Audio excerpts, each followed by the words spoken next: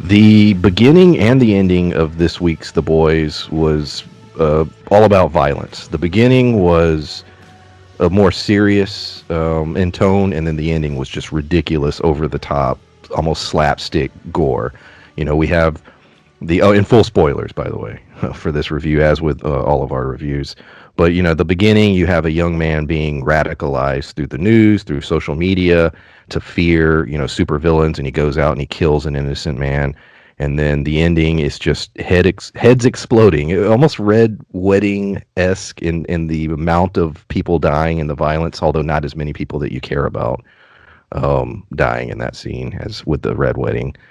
But have either of you have seen the Scanners movies? Like there's the main one, but they made a few sequels. But have y'all seen? I don't think I we've ever haven't. really talked about it. I haven't Scanners. seen multiple Scanners. I saw Scanners, but I didn't see Scanners 7, the head exploding thing. But the guys with the mind powers, and then like there's the famous scene where I think it's a news broadcast or some kind of thing, and the guy blows the dude's head off up. I'm almost positive this was somewhat of an homage to that. Yeah, that's Times 10. Oh, so that was from Scanners, that meme of the Yes. dude getting his head blown up? Okay.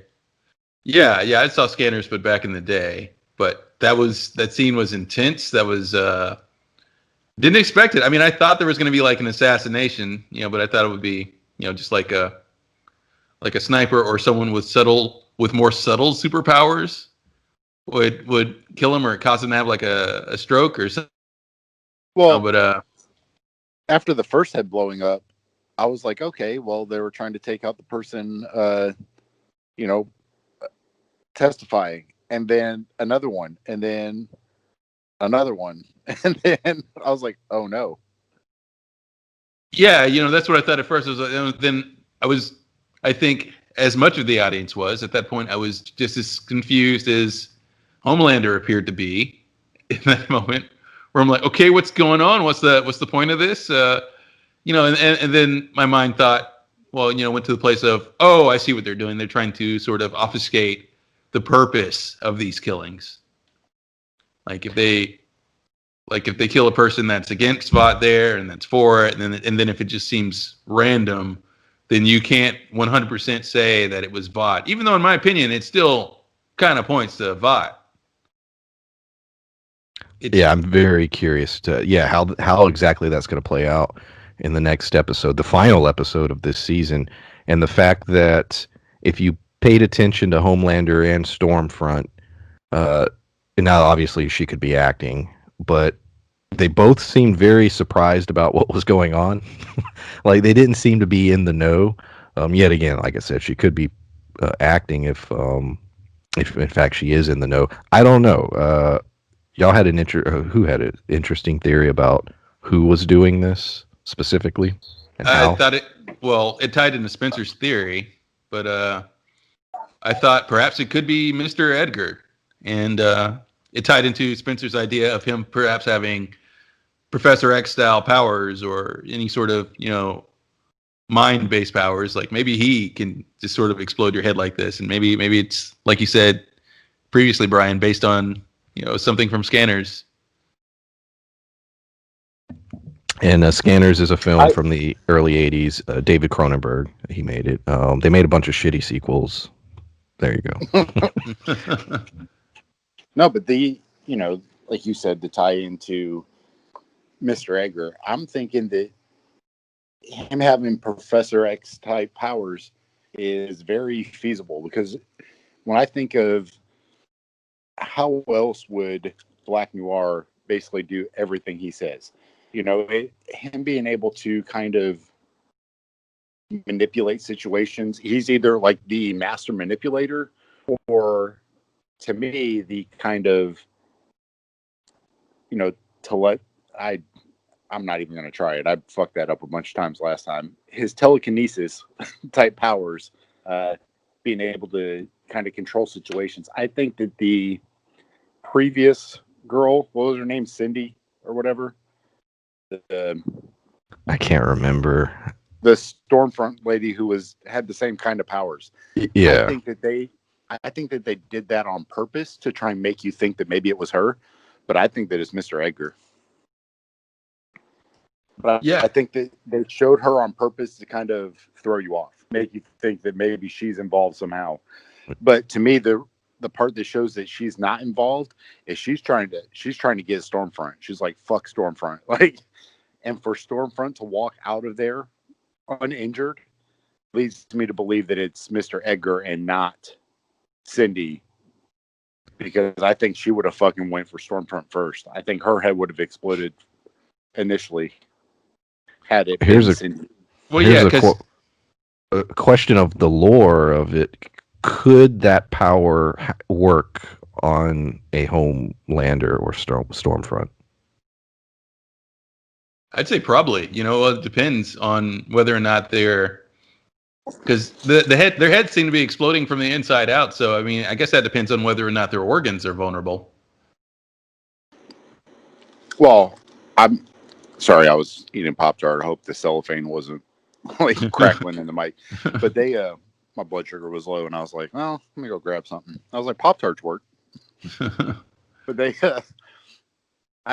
I think that it's Mr. Edgar just based on them trying to throw us off, because of all the shows that we watch that have the least amount of surprises, this is one of them.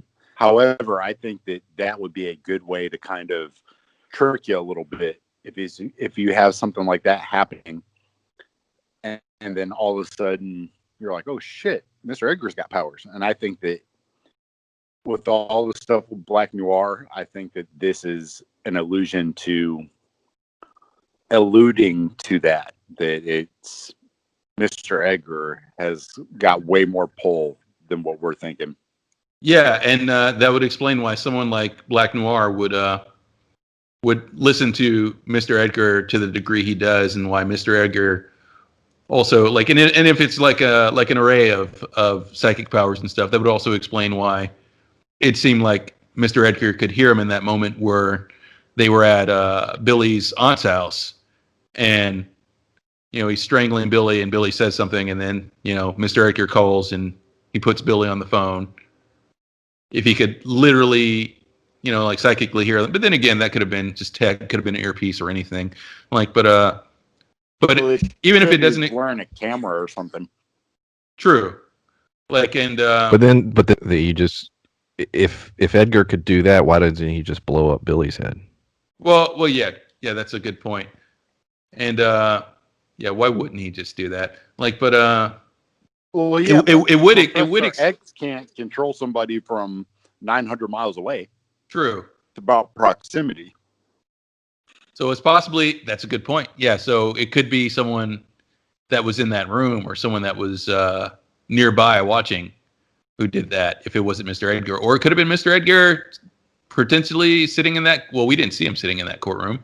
Or I don't know, it's hard to say, but if he can't do this, if it was him, then this explains why he has control over people like Black Noir, even if he doesn't have sort of a mental control over him. It's the sort of thing where if Black Noir is aware of this, he could just kind of go, well, do the thing I told you, or I'll explode your damn brain. It's an incredible power, and and if it is mental powers on the level of, like Spencer saying, a Professor X or something, then that would also explain why he's CEO, because I mean, that's great for having intel on people. That's great on manipulating people into doing the things that he'd want them to do as CEO of VOT. Maybe he just has. Maybe Mr. Edgar's just made of almond joys or something. And that's how he. That's how he controls Black Noir. He has a water gun full of peanut oil. So welcome to Pulp Mythos. I'm Brian here with Spencer and Larry, and we've been talking about The Boys, Season 2, Episode 7, Butcher, Baker, Candlestick Maker. There's only one left, which is sort of shocking. You could argue that this episode could have been a season finale, almost, the way it was framed at the end. But yeah, we're getting one final episode for the season, and then we'll have to wait, I guess, a year or so till we get the next one. Not sure they're going to do that spin-off show. I'm not sure if that's going to come out before or around the same time as the next season. Don't know. But this episode, before we got to the heads exploding, there was a lot of all the characters had different plot lines running, leading up to the hearings. And we had Starlight was captured. Her and her mother were captured, taken to Vought, and she was locked in essentially a superhero prison. But it was very had a major issue because the way she escaped, it's like they should have been smart enough to realize how her powers work, and that if the alarms went off, she would be able to power up and escape. So I don't know, I found humor in that. Well, yeah, I did too, but I also thought, well, a lot of companies, don't really have the safeguards that you think they would for certain situations on basic things in real life. So I kind of waved that off as, just like, oh, okay, that's just ineptitude from this particular corporation. And I look at it like a fire safety thing. If their building's burning down, there's a lot of security overrides to basically not cook these people alive. It's like a prison, I'm sure, has similar safeguards, because if you basically have a fire and it locks down to where these people can't get out, you're basically just torching a fuck ton of people. So I don't know if it's a building override where it was like a security thing or what. I don't think Vought cares about torching people, or I just think, it was just a weird oversight, I guess, because her whole powers revolve around absorbing electricity, and the fact that they created a prison where there was none, but if the alarms go off, now she has access to the power. Right. Yeah, and it's the sort of thing where I could see them overlooking the emergency lights. They were just like, okay, we changed all these light bulbs, and just missing that emergency system that they have there. Which, like you said, it's a sort of thing where if they viewed her as the type of threat that they should, you think they'd take that precaution. But I don't even imagine that Homelander would be that worried, because he feels pretty invulnerable as it is.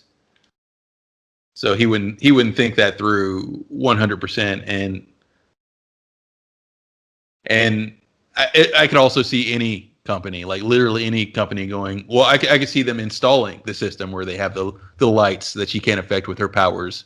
And, during installation, the guys who are doing it, one guy kind of piping up and going, wait, what if there's a fire and the alarm goes off? And he goes, yeah, well, what are the odds of that?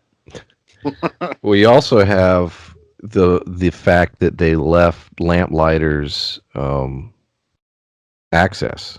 Like, that's another oversight. Right. There's someone that's sort of on the outs with the company. He's still working with them, but but they left it where he can just enter the building at will. Also, the fact that the entrance that he used was sort of a secret one that he had been exploiting when he was younger.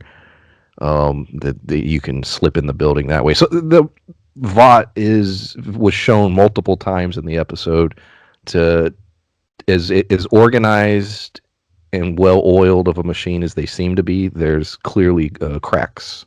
Well, yeah, and like I said, any company on Earth, and we've all worked for companies where we're like, well, why don't we take care of this as far as security, or why don't we update this on the website, or what have you? But your company's response is typically, if it hasn't been a problem yet, then it's not a problem.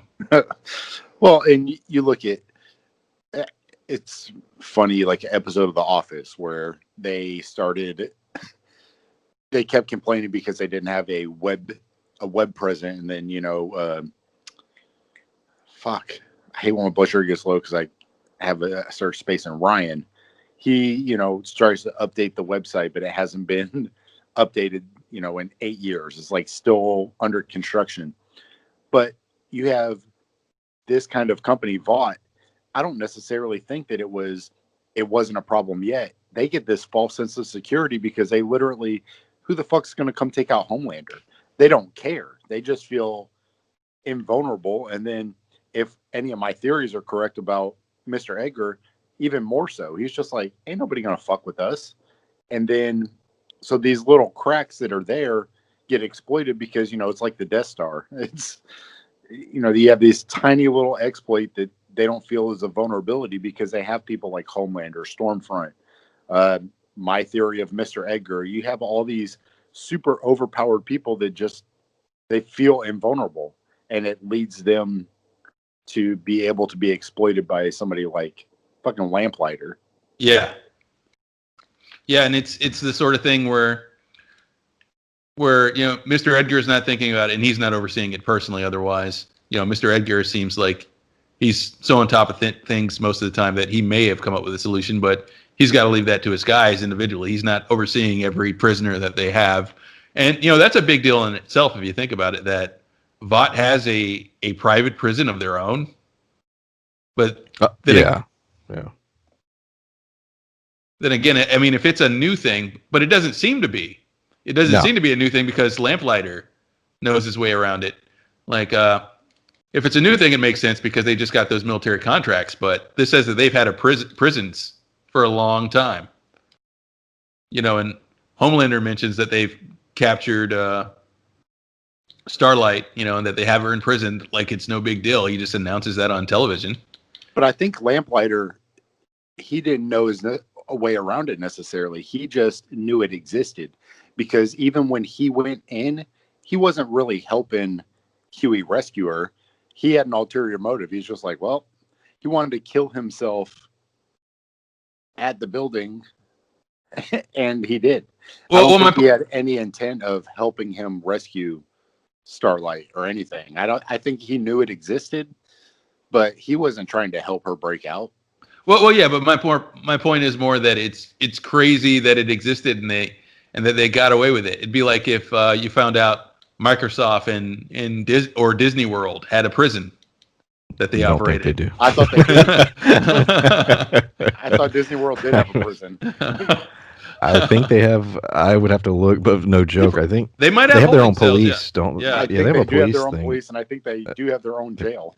Okay, well, yeah, that's different. Disney's a pretty big park, and they do have their own police and everything. They have their own like county. Yeah, they do. But and they have people who go through their parks and everything. So clearly they're going to need like a big security presence and everything. But that'd be more like if, you go to the Apple store and you find out Apple has its own prisons. Like for its workers on the Apple Walmart campus. I was bummed that Lamplighter took his own life because I was really enjoying him and Huey. I was enjoying his dynamic with the group. Them watching the adult videos was hilarious. A lot of great little jokes in there. And all of the videos revolving around the Seven, and yeah. So when he died, I was like, damn it, and it just happened quickly. It's like, they brought him in last episode and then took him out in this episode. Well, and I thought that the adult film part was almost like a conspiracy theory type thing, because it showed that Homelander was with Butcher's wife and was making him watch.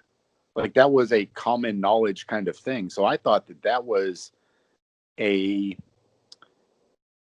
thought it was kind of cool that they were showing that Homelander's, I guess, persona has some cracks in it, even prior to all this current shit that was going on. That adult film was not a recent adult film. That was one that was probably put up because it was on DVD. It wasn't like he was just streaming it on the internet. These were all videos that he was watching.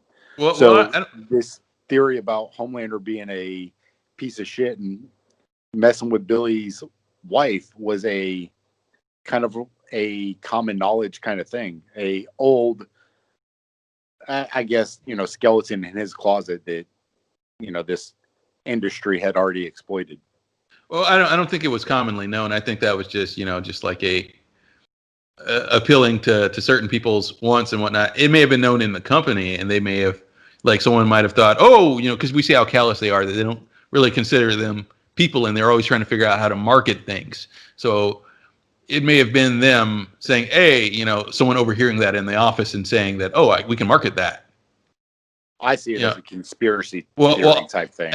And I'll say why, because there was also there's also one of Starlight and A Train. There's also all kinds of weird, genre stuff in there. It didn't appear to me that it was commonly known that this is a thing that Homelander does. I think it was sort of I think it was just a marketing thing from VOT that they're selling these like, were those official VOT videos or were those just like parodies? If so, I mean, because if those are official VOT videos, that's a level of exploitation from the company that we haven't seen in the show yet. I just looked at it as the showrunners reminding everyone that this show is not for kids.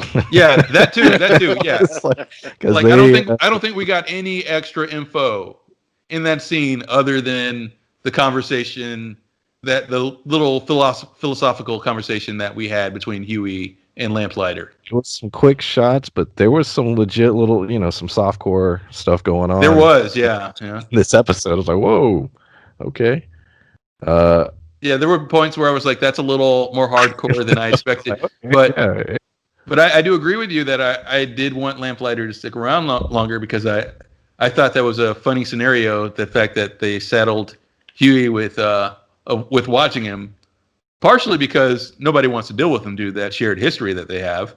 And I thought it would have been funny to do it at least, 2 more times.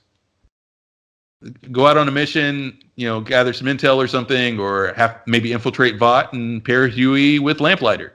I thought that it showed, for a second we thought that maybe Lamplighter wasn't a giant piece of shit. Yeah. But I think that it showed that his true colors were that he was not a good guy. He was a giant piece of shit. Yeah, and this episode was about those little reminders that a lot of these characters are pieces of shit, because we also got the scene with the Deep in the in the Church of the Collective, where they're talking to him about his friend, yes, the marksman, Eagle the Archer. Yeah, Eagle. They're like, yeah, how do you guys feel about Eagle? Oh, he's a great guy. He introduced me to church. Yeah, we're never associated with him again, huh? Oh, okay, cool. Yeah, he was an asshole. I did get that. I did get toxic vibes from him. Yes. He didn't work the program. I love how A Train gave him like a pet fish or whatever, and he goes to listen to it, and he's like, he knows me. He knows my. That was funny as shit. Yeah, that was about the extent of those two. It was fun. Supposedly, Alistair told that he had a meeting with Edgar, and he was going to, try to get them back in the 7. Which, after this episode's events, they might be able to get back in the 7. I don't know. I don't know where that story is going yet. Where do you think? There's only one episode left. Where do you think that story wraps up for season 2? The church story. I think that you've alluded to it a couple times between the two of you, the payback team. I think that showing that they want to be back part of a team, not necessarily the 7, but they want to be part of a team. I think that this is, Alistair kind of not pulling his weight, but, showing that he's trying to get his own team and showing that he can kind of pull some people together. I think is a good way of showing that he is going to form the church's team. I think that the church themselves, like I said, is basically going to be the bad guys in the next season after everything's kind of taken care of here. But I think that it's going to be, their payback team. And they might be the good guys. Hell, I mean, although it showed that there is no good guys. I mean, the Deep is still a piece of shit. A-Train's an asshole. Like, the only person who's had any redeemable story right now has been Starlight and fucking Maeve, but that's about it. Well, yeah, and I'm curious to see what A-Train does, because the Deep seems pretty set on, following whatever the church has planned, because it's working out for him right now. But A-Train seems a little skeptical of the whole thing, and seems to be a little weary about how quickly they just threw away Eagle, who was like who seemed to be like one of their top guys before they showed up. So I'm very curious about A-Train's response, whether he's going to stick with them or if he's going to find a way to use them because he's much smarter than the Deep, whether he'll use that to his advantage. And if this forms a team, or if, honestly, they're just being exploited by this church, which is another possibility. I think very likely. You know, and speaking of Maeve, because you mentioned Maeve earlier, how foolish now is not only her plan, but Yeah. the way she went about things in this episode. When she choked out Black Noir and fed him that peanut bar, and I didn't mean that to rhyme, but Almond Joy. Yeah. Remember, you were talking so much shit about Almond Joys. Yeah. That was another callback to an Almond Joy. Yeah, it's such a Almond Joys are badass. Like I'm pretty sure they don't have a deal with them because they tried to kill a guy with an Almond Joy this episode, and usually that looks bad point. From a marketing perspective. Like, but I don't know, man. but my point with that being, like, what is Maeve's plan? Almond Joys are amazing. Maeve seems to be on a so her girlfriend broke up with her, Elena. She basically said, you know, now that I know who you are, which I wanted to know, but now that I know, I just can't be with you. And so Maeve is on this weird position where she just doesn't know what to do. She feels trapped.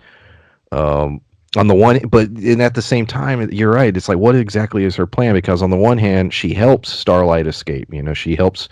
That was a cool fight too between or just Black Noir beating the shit out of Starlight, basically. But then Maeve jamming the Almond Joy in his mouth, finding out he has a peanut allergy, and defeating him. Starlight asks Maeve to come with her. You know, come with me.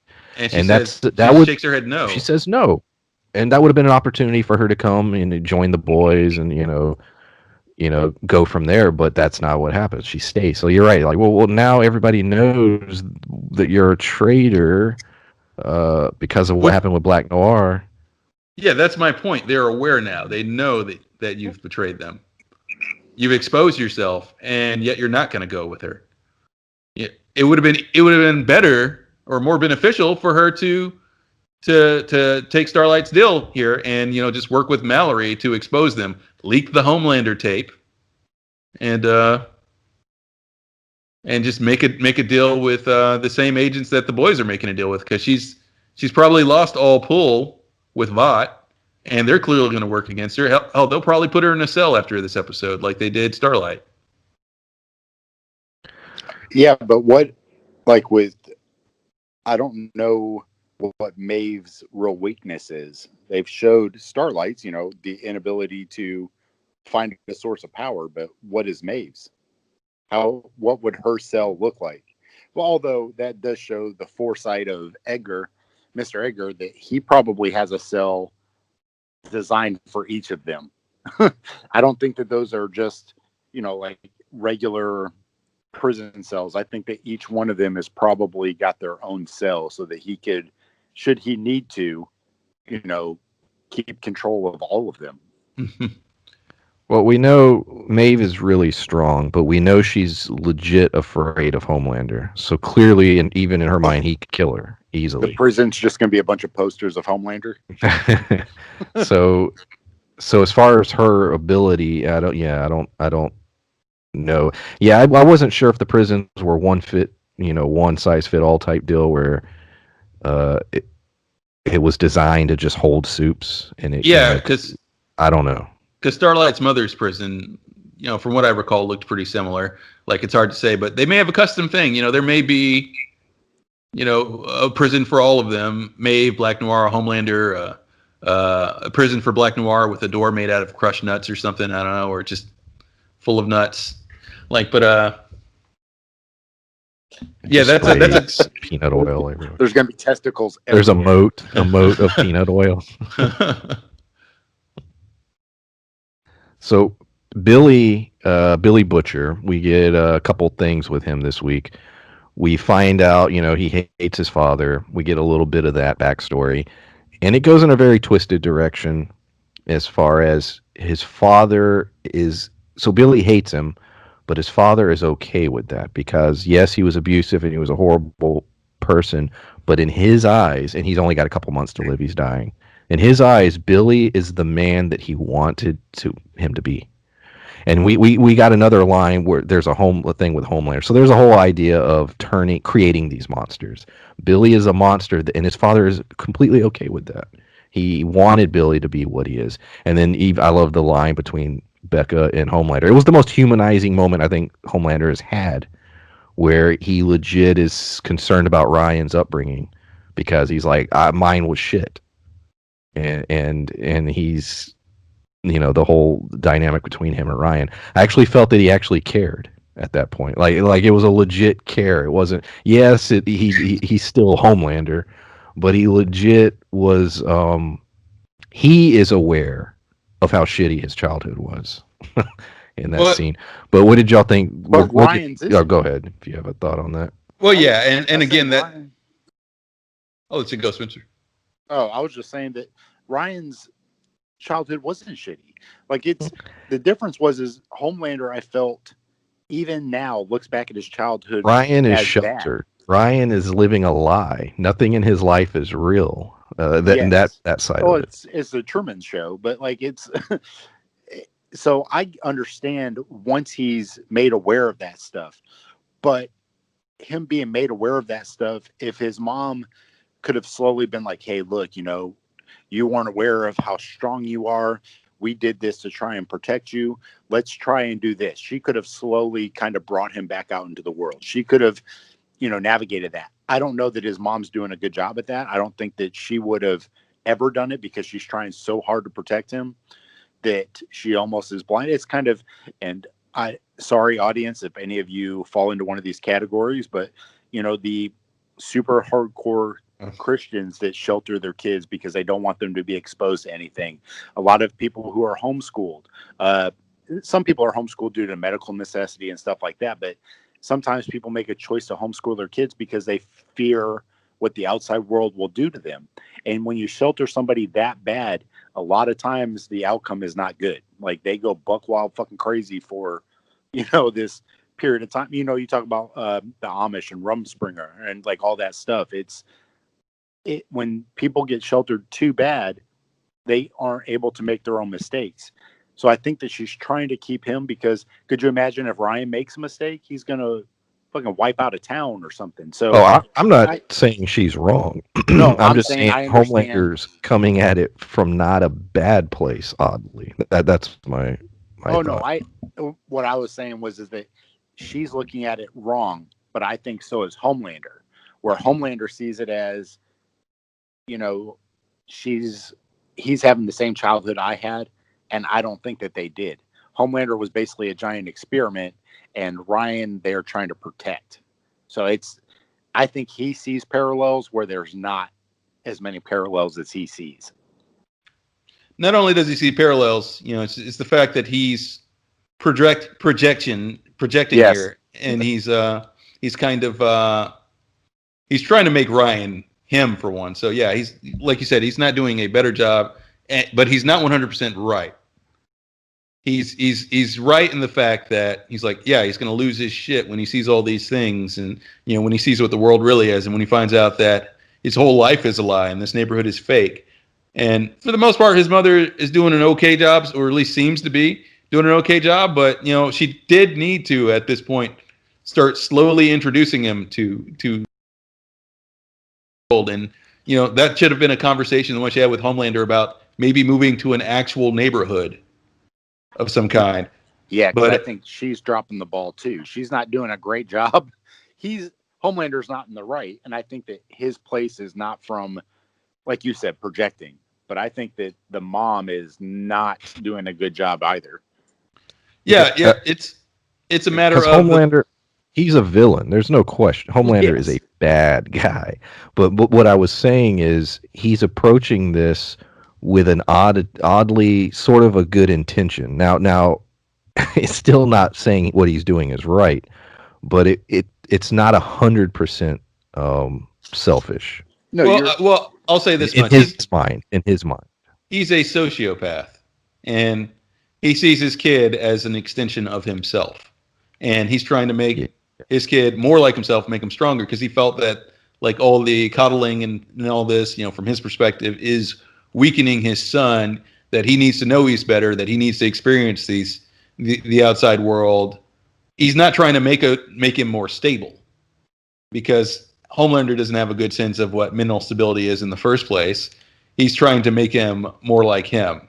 He's trying to get rid of concepts like, Spanish Mondays that they had in the house.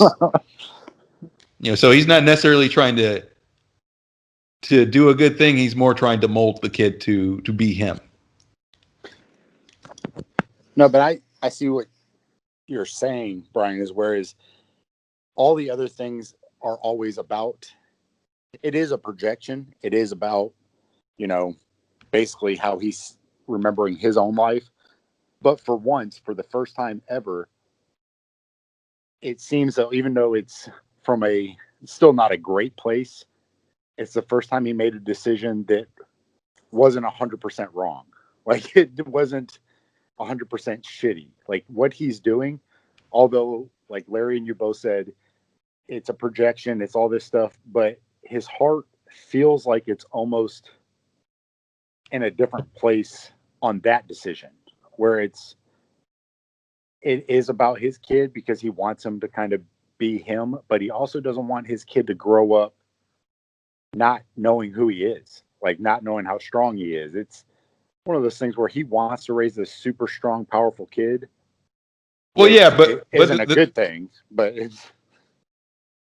Well, yeah, and you make the argument. You can make the argument that the love he has for his son isn't really that. It's more about legacy, because he seemed real frustrated and like he wanted to drop the whole thing altogether, when it seemed like Ryan might not have any powers in earlier episodes. To the point where he seemed to care what he pushed him off of a roof, and in that scene, his mindset seemed to be like, well, if he doesn't have powers, then he's not really my son anyway. So if he dies, then good. So be it. Yeah.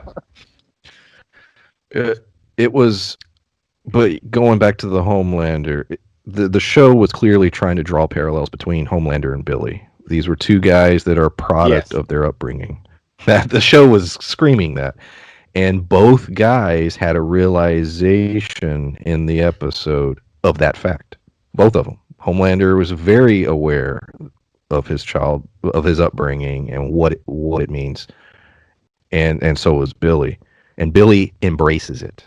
Billy's like, he goes and threatens Jonah's family. I'm going to kill your children. I'm going to kill their children. I'm going to be the monster that I am. And the look on his face, Jonah believes him. And Homelander comes to Becca, is basically like, look, I refuse to allow him to come up. Like you said, they did have different childhoods, but in his mind, it was both a prison, basically. And he's like, I'm going to change it. I'm going to make, when as a kid, he's going to know what he is. He's a god. Like I said, I'm not saying he's coming from this as a good person, but in his mind, I'm going to let this child know he's a god up front, and then, let him, live his life. Well, see, that's the only thing where my concern is if, and not really concerned, I think it'd be a plot device one way or the other, but I think if he was like, you know what, I want him to know all these things, and then I want him to make the decision for himself who he wants to be. Oh, no, that's not. But he's not. He's going to mold him just like, he's going to mold him into that super soldier that him and Stormfront are talking about. Well, yeah, because doing things the way you're talking about, that would be him being a parent. But what he's trying to do is he's trying to make another person like himself, and you can also say it's a very bad thing, because let's not forget, he's talking about raising his kid with a neo-Nazi. So yeah, like, so. Like Homelander barely has any sort of moral compass whatsoever, and that's the type of person that he's trying to turn his son into. And we can't forget those moments where we're looking at scenes where Ryan's doing things that he's interested in, and Homelander couldn't give a crap less. Even if you're not interested as a parent, you'd pretend. Yes. But like I said, that goes down in Homelander's mind. This god being that is his son, who should be up there with him, was raised to not be that. and Be a so giant wuss. he's contaminated. He's been poisoned, if you will, and he has to cure that in his mind. He sees him as a wuss, somebody who's not willing to stand up for himself. Prior to the fact when he, put his hands on his mom, and then Well, like let's he talk real lost it. quick about how quick. Now, I was a little shocked by this because, like I said, clearly there were a lot of these parallels between, father son type deal, and Billy and Homelander. How quick did Ryan turn on Becca? Yeah. Now that was a little shocking. It's like, well, damn, like that. I don't know if I would have done it that quickly if I, as far as writing the Yeah, show. yes and Well, no. When I look at kids react in the moment. Now, this also, to me, it will depend on how he goes from here on out. If Ryan gets brainwashed and like basically just says "fuck you" to mom for forever, that may be, I might have an issue with it. But the initial anger, kids are so up and down as far as emotions go, especially his age. He looked like he's just hitting puberty. He looks like 12 years old ish. hmm So he is emotional, and on top of that, he's probably super emotional because he's got super fucking powers. Like I can't imagine the hormones in somebody who, I mean, this is all make believe, but somebody who has superpowers like that, their strength is super, like everything. So I imagine that their hormones are probably just as high. So it didn't surprise me that he basically just said "fuck you" to his mom, but I am curious to see how it goes from there. Well, yeah, and it took me as the sort of situation where I thought of it as, he's not thinking of this as a forever thing. He's the type of person that, everything in his life has been carefully crafted to the point where he probably is naively trusting because he's probably never known anyone who he couldn't trust, for one. So I think he's assuming that the minute that he tells Homelander, it's like, Dad, I want to go see mom, or I want to go do this, that he'll just go, okay, buddy. And he'll get to go see his mom, or he'll get to go live with this mom again once he makes a decision. But what he's not realizing is what we all know, because he doesn't know Homelander. He doesn't really know Homelander, is that Homelander is a full-blown sociopath, and he's like, nah, you live with me in Stormfront now. This is your life. You made your choice. A kid his age probably wouldn't see that argument that he had with his mom and storming off and going to live with his dad as being a permanent decision where he doesn't get to see his mom anymore. Well, yeah, and He's not going to weigh all the implications. well, and he's also, I think, going to see it as, it's that grass is always greener type thing. He's going to feel like, oh, I'm going to do all these things with Dad, and then when he realizes the monster that Homefront is, he'll be like, I want to go see Mom. Now they have an interesting line in here about Ryan being the first naturally born soup, and what is the significance of that? And do you think Ryan's stronger than Homelander, or will be? Like, where are they going with Ryan as a character as far as that? Not only that, but I also mentioned it. Because there's so many places you can go with that. He may be stronger. Heck, he may be stronger or weaker for all we know. And what happens if Ryan is exposed to Compound V? Is the question. Like the version that they're making that would work on adults, or even if he's exposed to the normal version, could he take that and even soup up his powers and wind up stronger than his dad? Yeah, I don't know how, because they've done a good job not showing any weakness in Homelander yet, other than his temper. But they haven't shown like anything that would constitute like like Black Noir. We found out it was, tree nuts. What does that mean for Homelander? Is that going to be a same kind of thing? Is it going to be something else? Or because I didn't hear anything about Ryan being allergic to anything. Did she? Did she ever say he was allergic to anything? That's a good point. Because That I was is a trying good. to think of, she was talking to Homelander like, well, Ryan, and then she was explaining some stuff about him, but I don't recall whether or not she said anything about him being allergic to anything. Not that ever.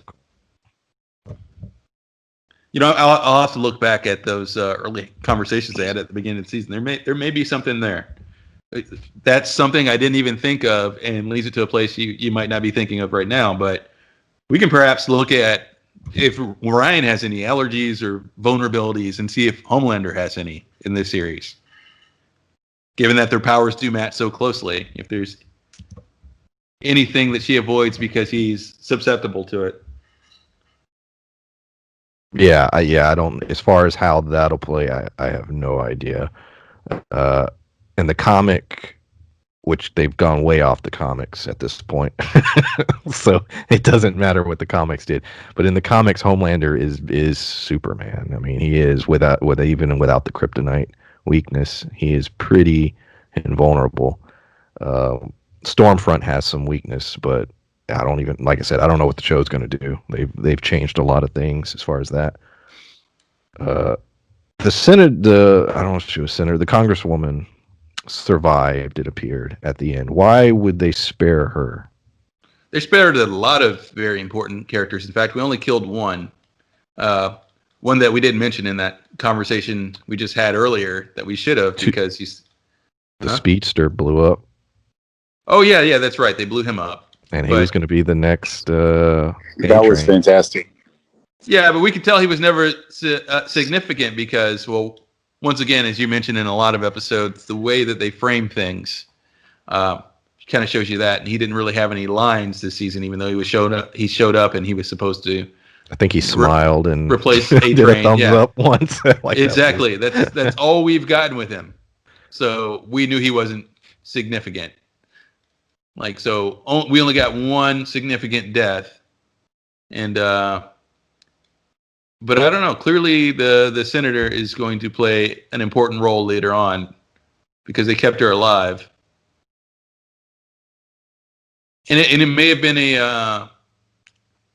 a deniability thing also on Vought's part because a lot of random people died, and they could easily say like, well, if we did this, why would we not take out this senator who's been speaking out about us for this whole time, and who has also put together these hearings to try us? Would we not have done that?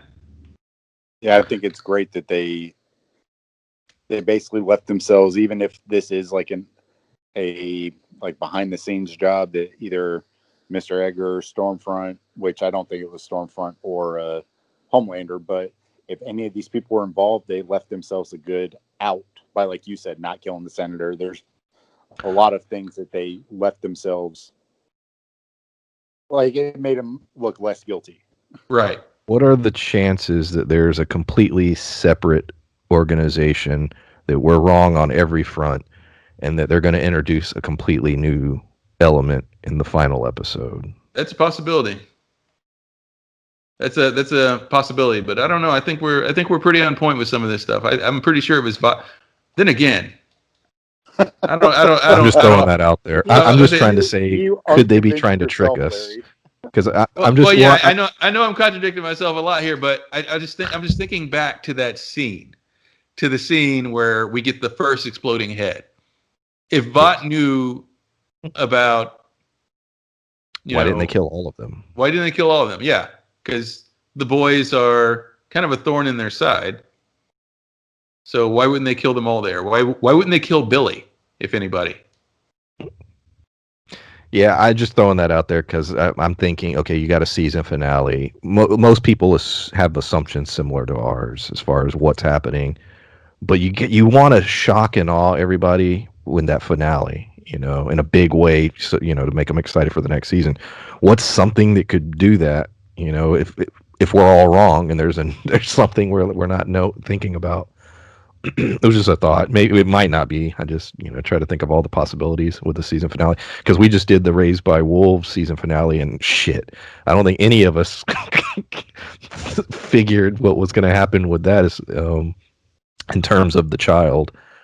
That was out of left field. So yeah, just a thought. For all we know, it could be part of whatever greater plan the collective has. They seem to have a lot of intel on people. They seem to know a lot. If it's the church. Well, yeah, because they clearly have people inside Vought as well. Well, if they have people inside Vought, who's to say they didn't have somebody inside of that?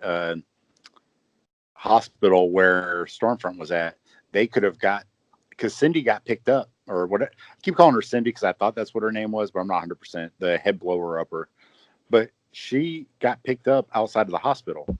Who's to say it wasn't one of the collective people picking her up? Who's to say like it's not somebody who's involved in that? So, like you said, what if it is somebody else? It is the church instead of, Mr. Edgar or Vought, and they are really all surprised because they don't know this other organization or this other group of people who are getting ready to come wreck their world. That's a good point too. And as far as, and I think that fits into the whole payback or alternate team theory, because if you're gonna have a team like payback, and if you're gonna have any actual heavy hitters, you'd need someone like a Cindy. And if the Church of the Collective is the one putting this together, chances are they'd go for someone like her. And she's at a point where, even though she does seem to be completely crazy, if she's going to work with a side or a group, what have you, it would have to be someone like the Church of the Collective, because she doesn't trust Vought, she doesn't trust the boys. So if she's allying with anybody, it would have to be one of those two groups. I mean, if they could just convince her that, hey, you get to kill Stormfront, she would be part of whatever group is probably opposed to Stormfront. She would be on board. Like did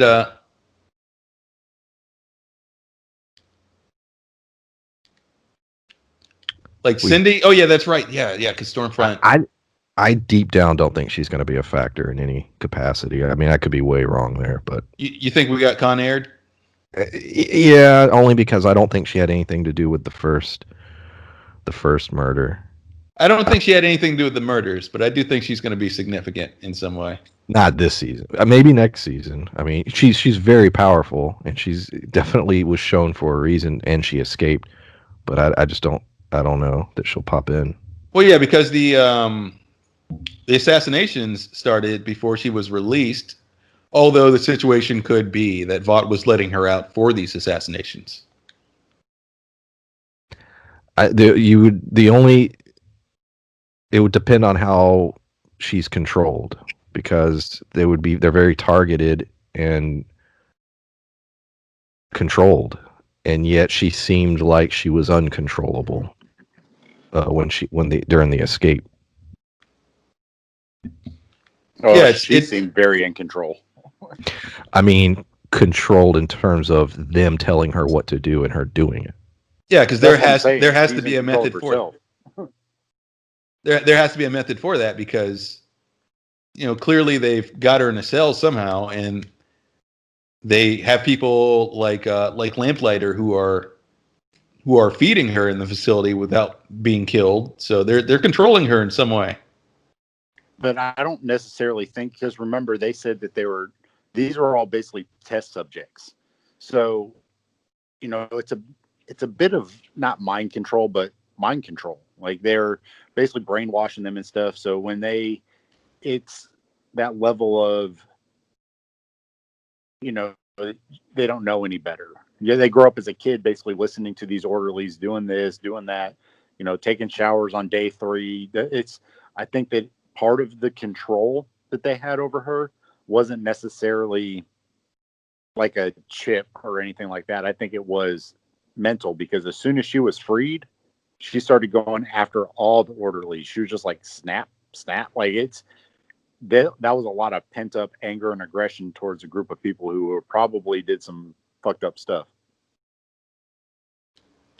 Well, yeah, it's hard to say, but they have to have some method of, whether it's either of those two things you mentioned or something else, or just. I'm thinking too, because we found out what Black Noir's weakness was. I guarantee that every soup has a weakness. And since they had all these people since they were kids, I'm sure that they've ran thousands and thousands and thousands of tests on them to find out what their weakness was.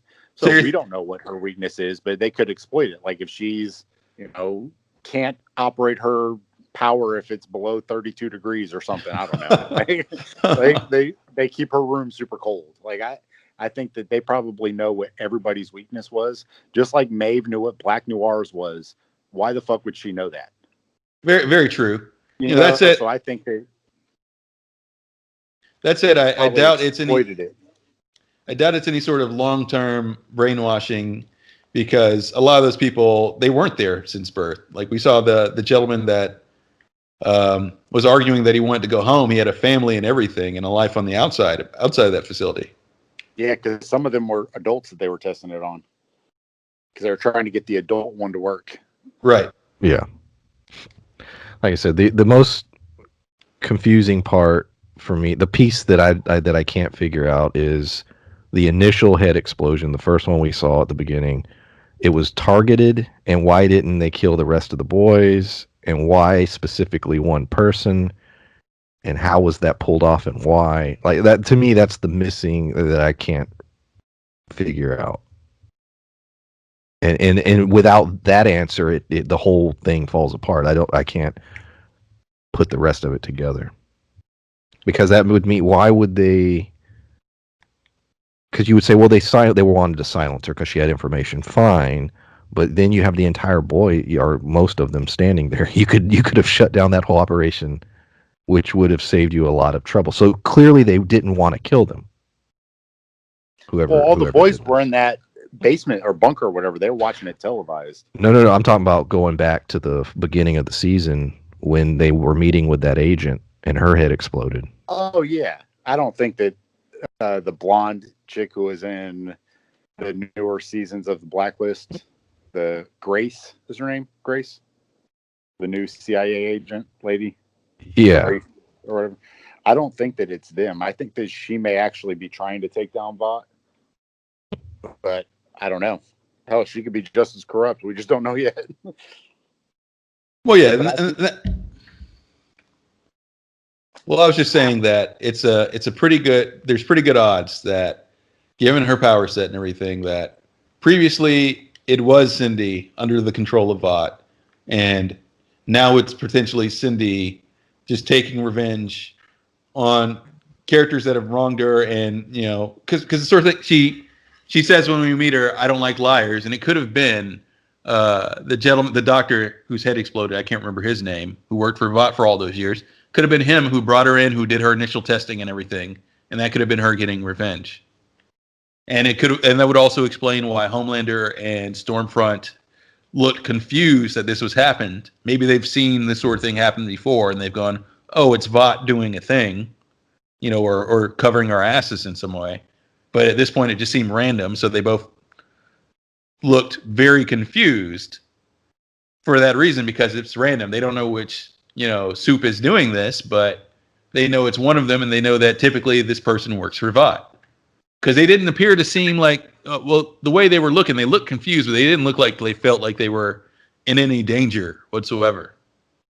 And I think even Homelander and Stormfront would feel that they were in danger from someone who could just blow your head up.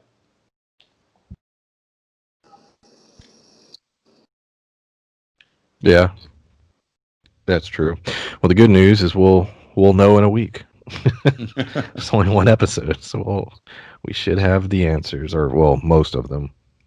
I'd be so pissed if they don't answer that at all next week. If they completely just don't answer the head exploding, they just wait. They could. Yeah, because clearly the front of the episode, I would assume, unless there's some kind of weird Tarantino-esque time chop with the episode, we should be getting the repercussions of that event. Like, clearly that's going to be a big part of the next episode. There's going to be a 2-year time skip. Ryan's going to be like 16. They could. You never know. I don't know. Let me real quick. Anything else I want to talk about before we wrap this up? I'm going to look up the name of the episode next week's. I think we covered up. Well, there's a few little things I just didn't care. But I will say this much, since we're at this point in the episode where we usually give spoilers from the comic books. When Spencer mentioned earlier, and spoilers, of course, potential spoilers, maybe not, but when we were talking about Ryan earlier and whether or not he had any allergies, I thought she did mention like a peanut allergy or something. I looked it up online just to see because I thought she mentioned he had some kind of allergy. I don't remember exactly because if I remember correctly, Homelander was trying to Fun game. like take him on a trip or something. She was like, "Well, I can take him with me." And if I remember correctly, which I'm not 100% sure, Just like he had said a peanut allergy. Yeah, I thought I remember hearing that, but I'm not 100% sure if I actually heard that or if I'm like imagining it now. I don't know. I didn't read it this week. I didn't read any of the reviews or any deep dives, so I don't know because I'm sure if that is the case, it wouldn't be hard to find. And it would be the kind of thing because nobody knew this about Black Noir yet that many people may have. It may have been missed by a lot of people if it was said. But I'm definitely going to have to go back and look at the first episode of this season because I believe that's where it was mentioned. Yeah, I'm going to do the same. I'll say there's some channels that they wouldn't miss that.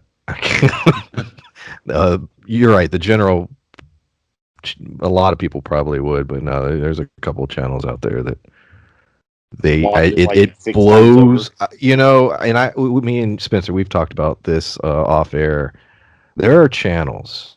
I don't even know. I guess they wait for the episode to drop. Literally, whether it's 2, 3 a.m. They will watch the episode like 4 fucking times. They will do in-depth breakdowns with video pulled. I mean, it's crazy what they're able to do and get them up within 7, 8 a.m. So clearly they're working like 3, 4. They're working hours and hours from the moment the episode drops, unless they get a screener. They get it early. I imagine they get a couple of them early because there's and some of the breakdowns. I'm like, God dang! Like, it's the breakdowns are impressive. It's how quick they get them up. That's what's mind blowing. Yes.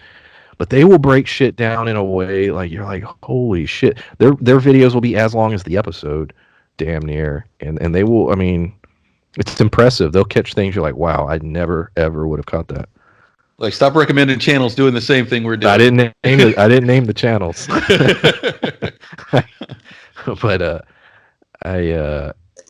the title of the season finale is simply called "What I Know." So it is written by the person who wrote the second episode of the season. Who's directing? Don't know who the director is. Who knows? Are we going to find out what Alistair, the head of the Church of the Collective, knows about Bot and this whole operation? Just simply call it What I Know. So yeah, that's I don't know. Some of the things we didn't go over, like I said, I just didn't. They were as important. You had Frenchie and Kimiko had a little bit of a breakthrough. She's starting to teach him her sign language stuff. So that was nice. Mother's Milk and Grace had a few moments together. It was all right.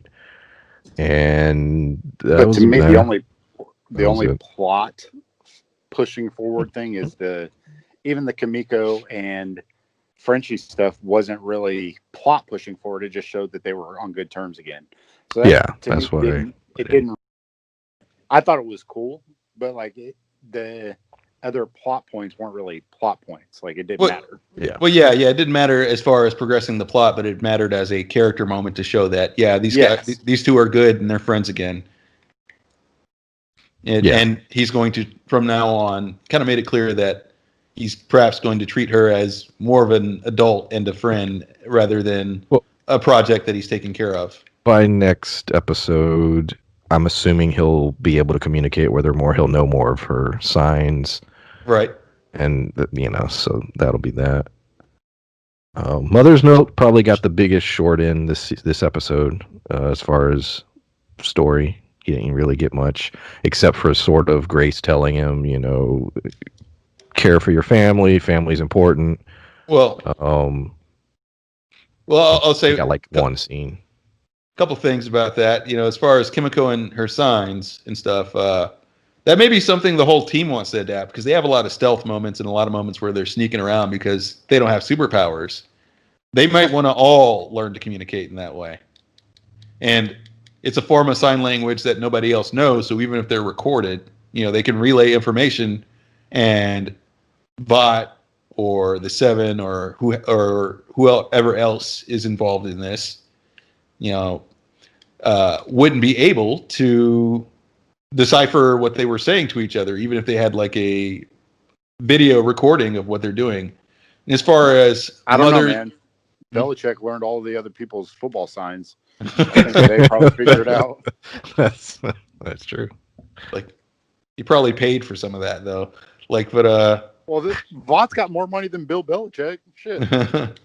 They'd have to pay Kimiko, or one of the boys for it. But my point with that also is, well, not that, but the other thing I was trying to say was the scene with MM and Valerie talking. I think that kind of shows one of the points and one of the things that we've seen with this show, with the flashbacks and what's going on currently, and with every character that tries to get out and just sort of end their storyline and stop doing what they're doing. That, like Valerie said, she elaborated one thing that we've seen a lot of in the show. There is no end to this. If you decide you're going to do this and that you're going to stop when you don't have an excuse to continue, well, then you're going to be doing this for the rest of your life.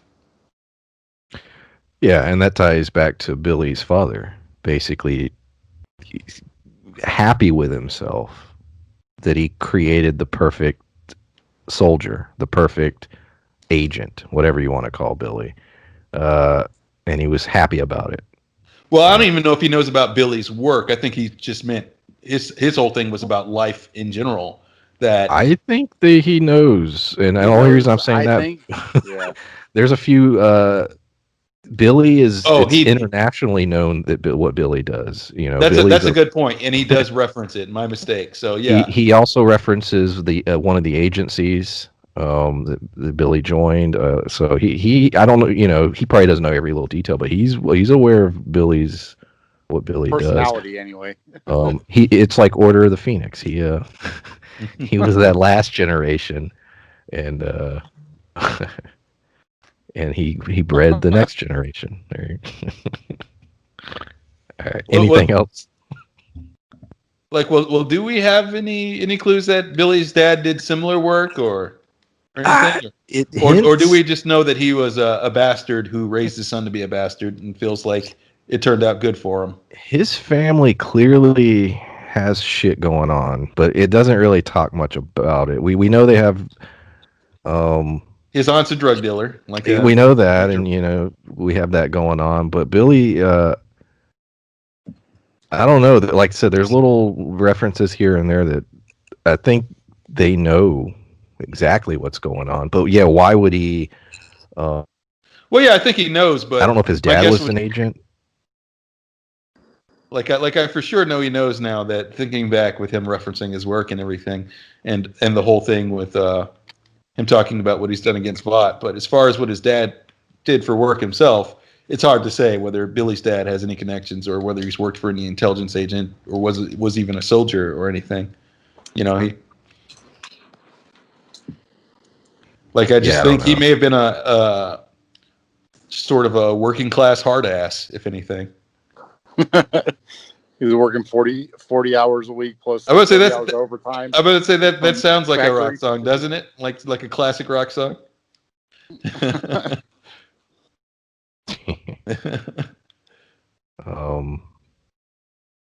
My dad was a hard ass, made me who I am. But yeah, all right. Anything else? I'll look into that and see if there's anything later. Yeah, I think that's it. Other than that, yeah, we definitely got to look into the whole potential allergy for Ryan that we were talking about. I'm gonna rewatch the first episode because that may be some big hints into where they're taking that whole plot line. All right. Cool. We'll see y'all later. Lovecraft Country later today. Bye. Bye. Later.